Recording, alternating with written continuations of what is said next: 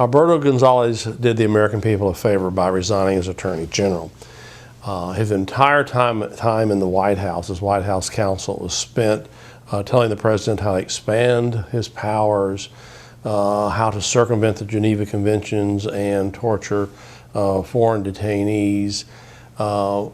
When he became Attorney General, he was called before Congress and he refused to answer questions about matters that most civil servants would have to answer such questions. So he's been a disaster from the beginning. So it's a great thing that the man has quit. Now we have to move on. And I think that we have to be very careful in how we pick the next Attorney General. And I'm using the word we because I think it just can't be the president. I think Congress has to be actively involved.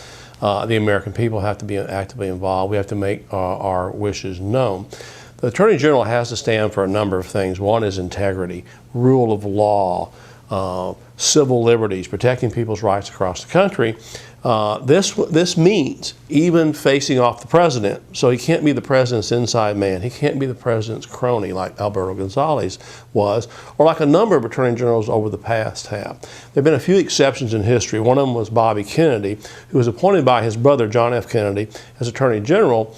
When Bobby Kennedy was appointed, people had concerns because it was his brother and it might be nepotism and those kind of things. But we soon found out this Bobby Kennedy was of a different breed. We got lucky with Bobby Kennedy. He prosecuted the mob and fought for civil rights of black people in the South and all the neat things that an attorney general should do.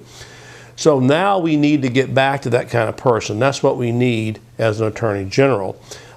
We certainly don't need any more insiders. And the list of names I've seen so far that have been floated out there by the White House are all insiders. These, again, we're looking at cronies. I suggest that we eventually take this power of the president's hand, that we amend the Constitution, Article 2, Section 2 of the Constitution, which gives the president the power to make such political appointments.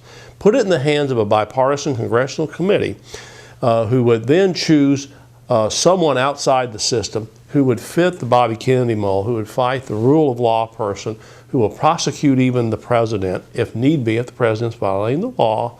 And then once that person's chosen, let him be confirmed or her be confirmed by the Senate.